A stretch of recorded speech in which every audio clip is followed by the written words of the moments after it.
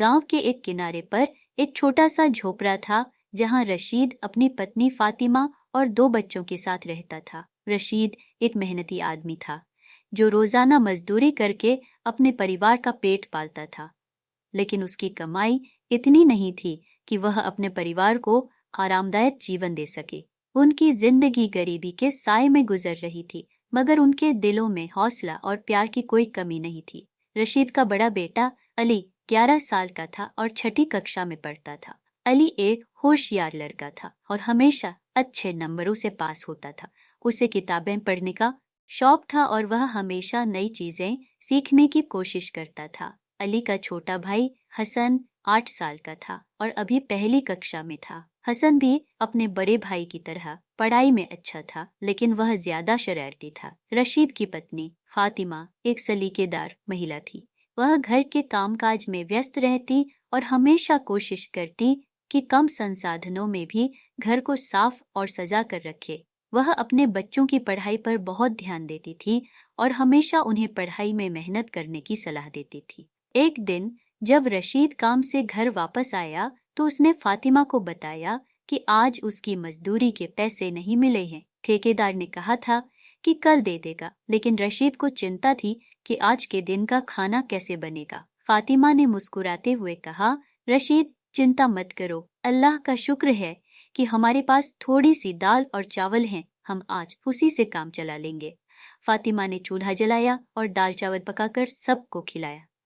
खाना तो साधारण था, लेकिन फातिमा ने उसे प्यार से बनाया था, इसलिए सबने खुशी खुशी खाया। रात को जब बच्चे सो गए तो रशीद और फातिमा ने बैठकर अपनी समस्याओं पर बात की। रशीद ने कहा, फातिमा, मैं सोच रहा हूँ कि गांव के कुछ और लोगों को मिलाकर एक छोटा सा व्यापार शुरू करें। हम सबके पास थोड़ी बहुत बचत है, अगर हम सब मिलकर कुछ करें तो शायद हमारी जिंदगी में कुछ सुधार आ जाए। फातिमा ने रशीद की बात से सहमति जताई और कहा, हाँ, यह एक अच्छा विचार है। अगर हम कुछ करेंगे तो अल्लाह भी हमारी मदद करेगा। अगले दिन रशीद ने गांव के कुछ लोगों से बात की और उन्हें अपने योजना के बारे में बताया। सबने रशीद की बातों से सहमति जताई और फैसला किया कि वे सब मिलकर एक छोटी सी दुकान खोलेंगे, जहां वे गांव वालों के लिए रोजमर्रा की जरूरत की चीजें बेचेंगे। कुछ दिनों की मेहनत के बाद रशीद और उसके दोस्तों ने एक छोटी सी दुकान खोल ली। शुरू में दुकान चलाना मुश्किल था, लेकिन रशीद और उसके साथियों ने हिम्मत नहीं हारी। वे सुबह सुबह दुकान खोलते और देर रात तक काम करते। धीरे धीरे दुकान चल पड़ी और गांव वाले भी खुश थे कि उन्हें अपनी जरूरत की चीजें पास से मिल जाती थी। रशीद की दुकान चलने लगी तो उसके घर की आर्थिक स्थिति भी बेहतर होने लगी। अब उसके बच्चे आराम से पढ़ाई कर सकते थे और फातिमा को भी घर चलाने में आसानी हो गई थी। रशीद ने फैसला किया कि वह अपने बच्चों की पढ़ाई पर और भी ज्यादा ध्यान देगा, ताकि वे जिंदगी में कुछ बन सकें और गरीबी की यह जंजीरें तोड़ सकें। रशीद का बड़ा बेटा अली भी अपने पिता की मेहनत देखकर बहुत प्रभावित हुआ। उसने दिल लगाकर पढ़ाई की और हर परीक्षा में अच्छे नंबर हासिल किए। गांव के शिक्षक भी अली की तारीफ करते थे और कहते थे कि वह एक दिन बड़ा आदमी बनेगा। कुछ साल गुजर गए और अली ने मैट्रिक की परीक्षा में गांव भर में सबसे ज्यादा नंबर हासिल किए। उसकी इस कामयाबी पर गांव में खुशी की लहर दौड़ गई।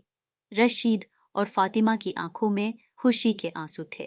उन्हें अपने बेटे पर गर्व था। अली की इस कामयाबी के बाद उसे शहर के एक बड़े स्कूल में दाखिला मिल गया। रशीद और फातिमा ने अपनी सारी जमा पूंजी अली की पढ़ाई पर खर्च करने का फैसला किया। वे जानते थे कि अली की पढ़ाई ही उनके परिवार के भविष्य को बेहतर बना सकती है। यह कहानी हमें सिखाती है कि गरीबी कोई अभिशाप नहीं है, बल्कि मेहनत, हिम्मत और विश्वास के साथ हम अपनी किस्मत बदल सकते हैं। रशीद और उसके परिवार ने अपनी मेहनत और संकल्प से साबित किया कि मुश्किलों के बावजूद अगर हम हिम्मत न हारें तो सफलता जरूर मिलती है।